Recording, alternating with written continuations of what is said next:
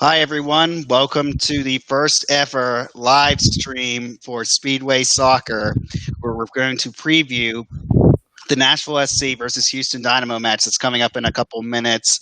I'm Andy Simmons, joined by Ben Wright and Jonathan Slape. Ben is at Nissan Stadium right now. He's getting adjusted going into a quieter room to make sure that there's no background noise or anything like that. But how's everyone? How you guys doing today?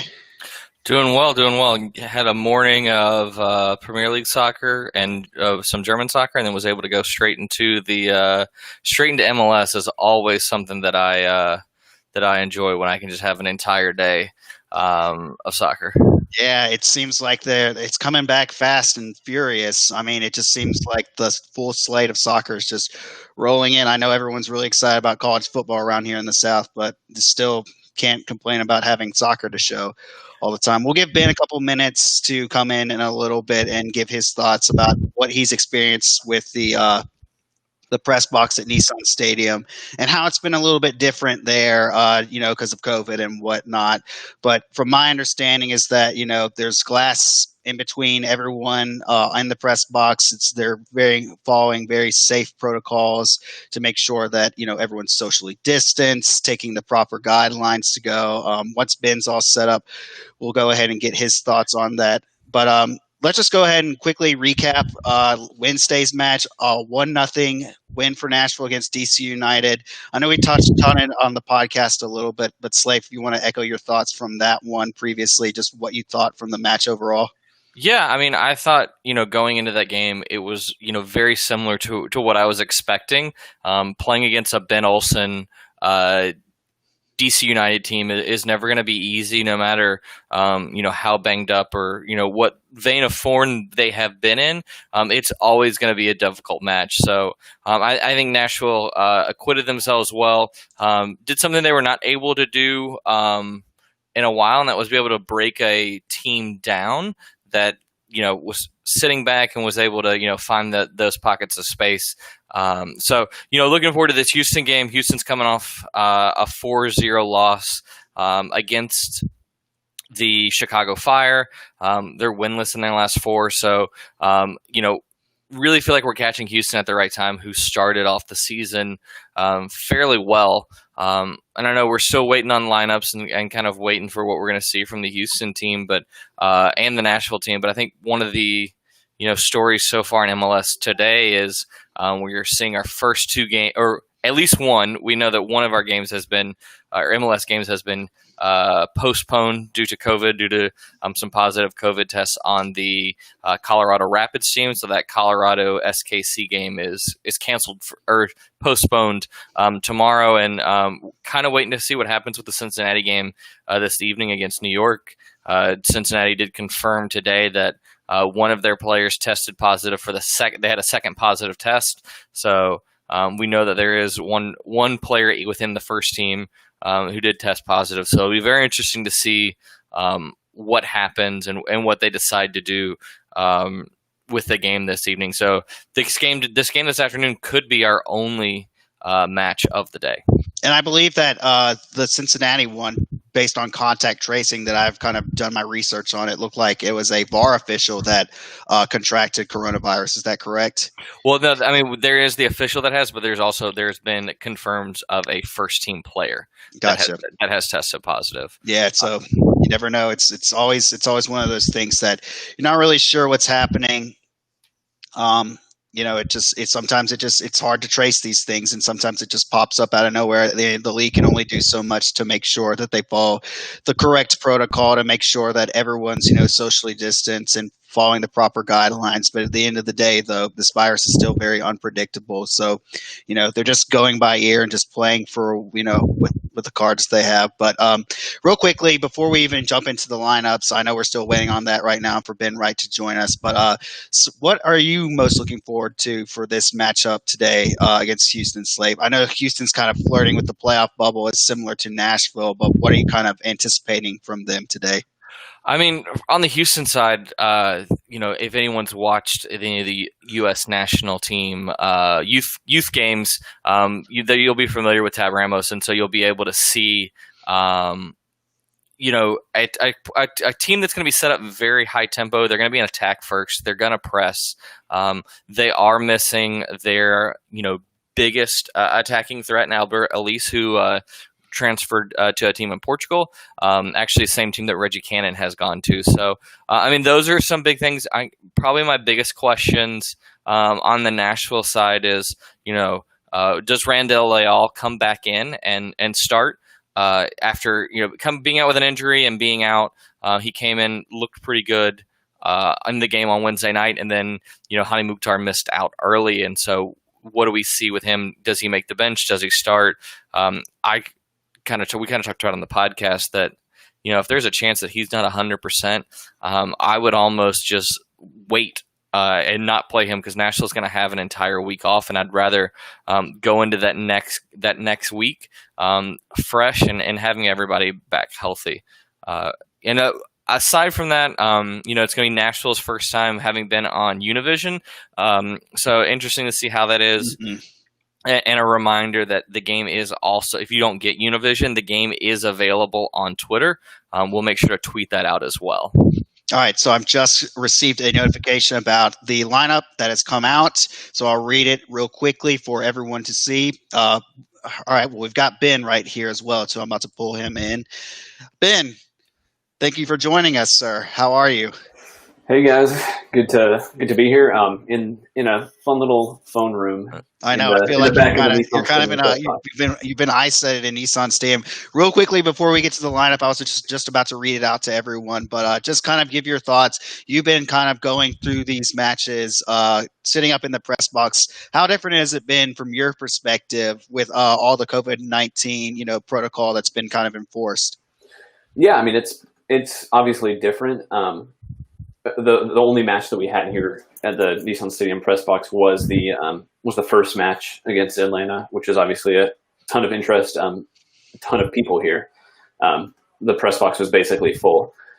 I don't think there's the same amount of demand at this point, but it's also a much smaller capacity.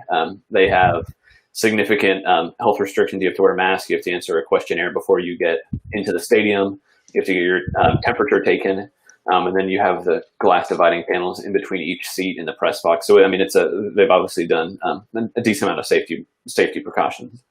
Very good. Love to hear something like that. All right, so I'll go ahead and read the lineup. I'm sure we'll have a graphic ready to go in a couple seconds, just showing how the formation will look. But obviously, Joe Willis starts again in goal for us for Nashville. We've got Daniel Lovitz returning back after taking a brief stint. Jalil Anibaba makes a return as well, to the starting lineup. The two center backs are, once again, Walker Zimmerman and Dave Romney. Dax McCarty is the captain. Hani Mukhtar makes a return to the side as well. He'll be playing that center attacking midfielder position after a nice run by Derek Jones in the DC game. Brian Anunga also gets on the starting lineup. Good return for him. We've been really impressed with the minutes that he's had for Gary Smith's side. Will and Lau are going to be the wingers, and Daniel Rios makes his second consecutive start after bagging in his first Nashville SC and MLS goal. So, guys, with that lineup thrown out to you guys, what are your initial thoughts on everything? I think for me, probably the biggest, two big things is, Jalil Anibaba coming in for Alistair Johnston, who, it had locked down that starting right back spot. I would be willing to bet this is more of a resting rotation situation. Johnston has played a lot of soccer in the past month, so probably just giving him a rest. And then it'll be interesting to see Brian Anunga stepping in for Anibal Godoy. And so we saw how Anunga worked with with Godoy previously, but looking to see how the partnership of Anunga and McCarty looks. Yeah, I agree. I think it's interesting that especially Johnston is no longer in the starting lineup. I thought he had maybe his best match last game against DC United. So I don't think it's an issue as much as it is rotation. And then we haven't really seen McCarty play with Anunga. He obviously started the game against Orlando with Godoy and looked really good. I thought he was really impressive in his MLS debut, but I'm interested to see how he and McCarty work together. I think he's been getting solid minutes every time he's come in as well, and he's plays his role very well. He's not asked to do a ton. All he's just asked is really put pressure on the midfield. He doesn't exactly. He's not the same physical presence as Godoy is, but he's smart with his positioning. Knows how to distribute the ball pretty well. So I'm curious to see him and McCarty pairing up as well. All right, so now Ben's passed along the starting 11 formation that we have, so we're going to throw that up. This is how it's going to look, the normal 4-2-3-1 that we're used to. I also agree with you guys that Alistair getting a rest, it's probably a good thing. He's been playing a ton of soccer. He's been playing very, very, very well from that flank, putting in some fantastic crosses and really defending the flank well.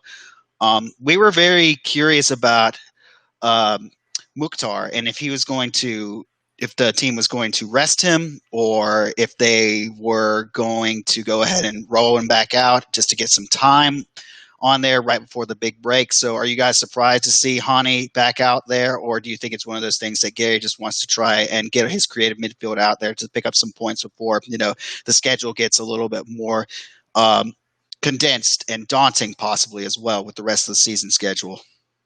Yeah, I mean, I think ideally you want your best players out there if they're healthy. I think Nashville has been decently conservative with injuries, and so I don't think they would risk him, especially before a week-long break if they thought he was not fully fit. And I think, as good as Derek Jones performed, I think we did see at times how Nashville struggled to break down a more packed defense against DC United, and I think a player like Hani Mukhtar really would have helped them do that.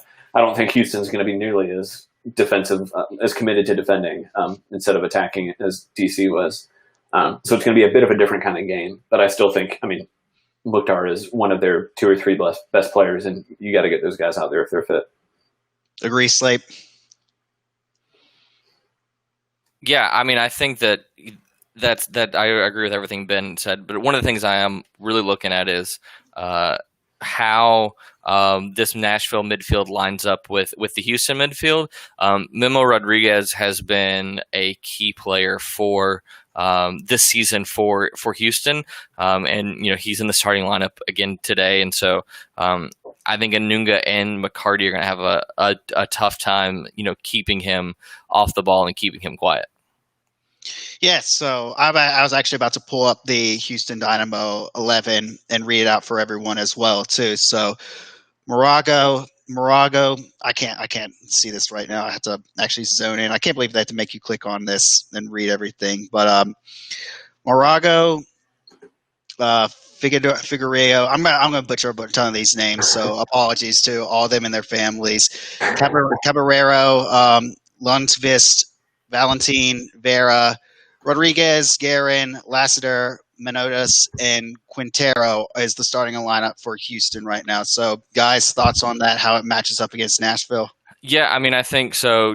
Houston's going to be in a 4-3-3. You're going to have Lundqvist and Valentin as your fullbacks. And, it is interesting to note that Zarek Valentin was one of the players that Nashville selected in the expansion draft, who was then traded to Houston as a part of the Joe Willis deal. So it'll be interesting to see him. He's always been a player that I was been impressed with at Portland, always willing to hustle. It'll be his actual second time playing in Nissan, or fourth time playing in Nissan Stadium. He played here as a part of the 2012 Olympic qualifiers. Like I said earlier, I think Memo Rodriguez in the midfield will be one definitely to keep an eye on, and then Darren Quintero and Mauro Menotas up top. They're definitely 2 guys to keep an eye on. Lassiter's gotten some chances lately now that Albert Elise is gone, and he's actually done pretty well. So it'll be interesting to see him there as well. Yep. Yeah. So we pulled up the graphic for you guys to see.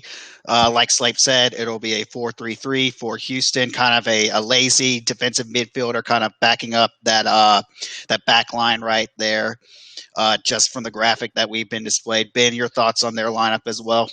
I think Slape mentioned it a little bit. Obviously, Albert Feliz was their kind of not to sound cheesy, but their dynamo, their star. I couldn't think of a better word. It's okay. We're good with puns here. Shout out to West Bowling, by the way. Right, he'd be proud of that. But Albert Feliz transferred to Boa Vista. Hey, we have a cameo here. Did you guys talk about how long Frank got the lineup yet? Davey Shepard, welcome in, sir. Rush off another Chelsea defense. Have fun, boys. Thank you, sir. That's a full Shepard moment for you. Well, it really was. I was hoping I could get a question out of him, but he clearly is too good for us now. But anyways. I didn't recognize him with the mask. It was a little bit – I had no idea what was going on at first. But no, Albert Elise was clearly Houston's best player.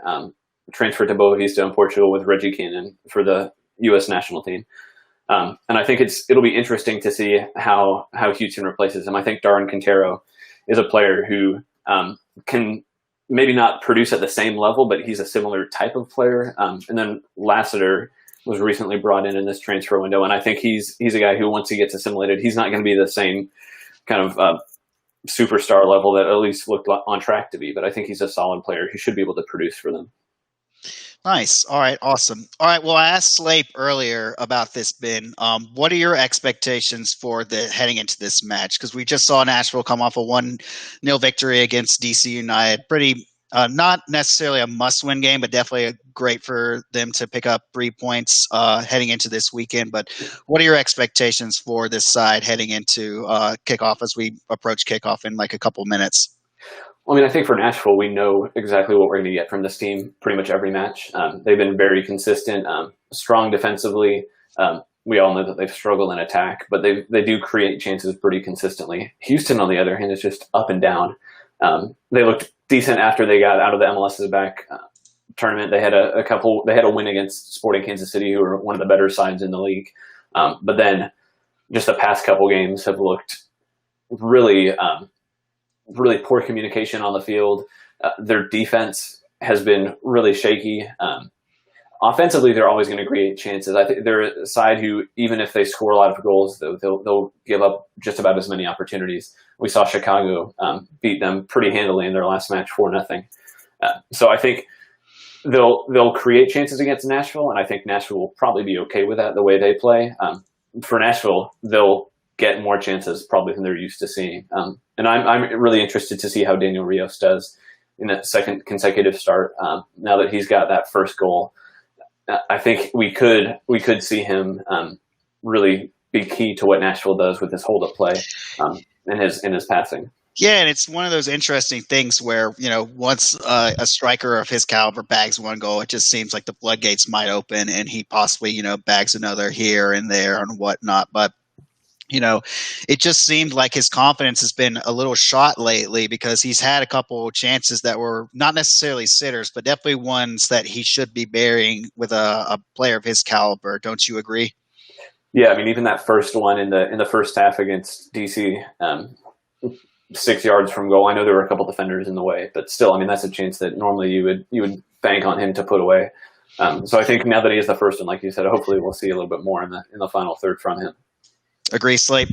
Yeah, definitely. I think he will benefit from knowing that he is the starting striker, and he is the only striker at this point with everybody that is out. But I think one of the things, we kind of talked about what to expect, and one of the areas that I'm looking at where this game could be decided is off the bench.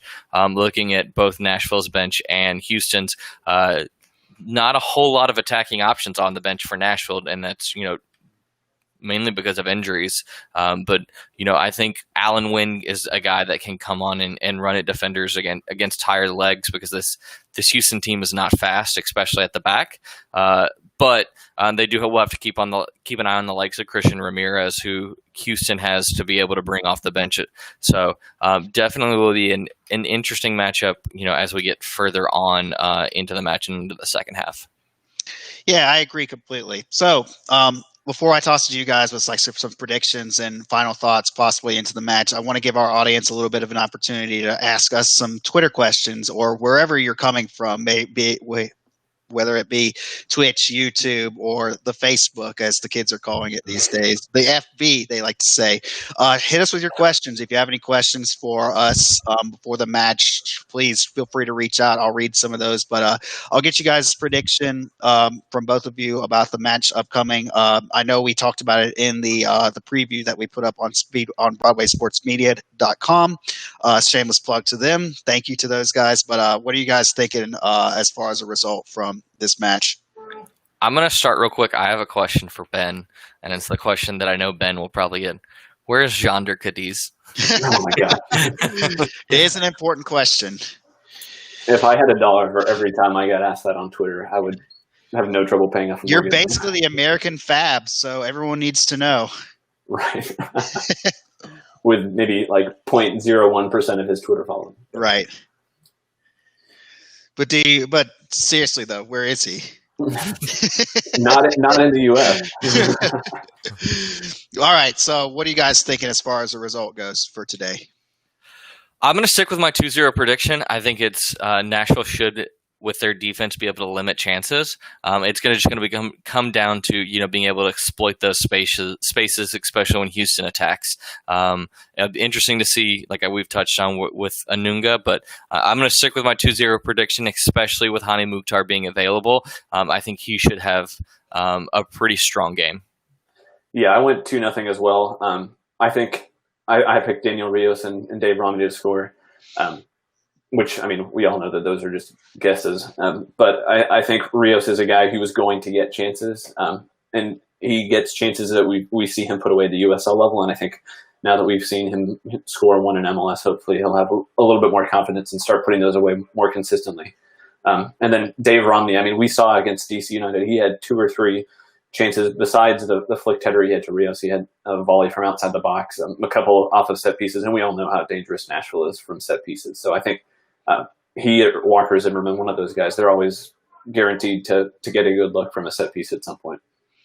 Yep. So I said 0-0. I think that it's one of those games where, yes, Nashville got a great result, and emotionally it probably sets them forward. But I think this is one of those games where I think that Houston's probably going to try to be very compact and try to just make sure and limit the Nashville chances as much as possible. Combine the fact that Nashville's defense is more than capable of slowing down the Houston front line. I think I see a 0-0 draw. However, I would not be surprised if Nashville came away with a 2-0 victory in this one. So, guys, final thoughts from this before we put a bow on our very first live stream before a kickoff? No, I mean, I think we kind of covered it. Make sure to let us know if you guys enjoyed this. Share. Give us feedback. We're going to try a few things, try this a couple more times. Just trying to look at different ways to get some content out there, and especially in the time of COVID and where people are at home more. So let us know your feedback, share with your friends. Make sure to check us out on Facebook, on Twitter. Check out Broadway Sports Media. Subscribe, and you get access to most of our stuff on there is in the free tier, but you get some of Ben's tactical, in-depth pieces there. But check out what they're doing, especially if you're also just a Nashville sports fan in general. Yeah, and then for this afternoon's match, worth noting that it is the only way to watch it in English is the live stream on Twitter, which we put out a link to, and I'll retweet that here in a little bit. And then if you want to watch it in Spanish, it's on Univision or 2DN. Players did not start warming up until just a couple minutes ago, right after 2. So I think we're probably looking at a kickoff closer to 3 instead of the advertised 2:30. Yep. All right, guys. Well, thank you guys as always. Thank you for everyone for tuning in as well, too. We'll be looking forward to the match this afternoon. Talk to you guys then.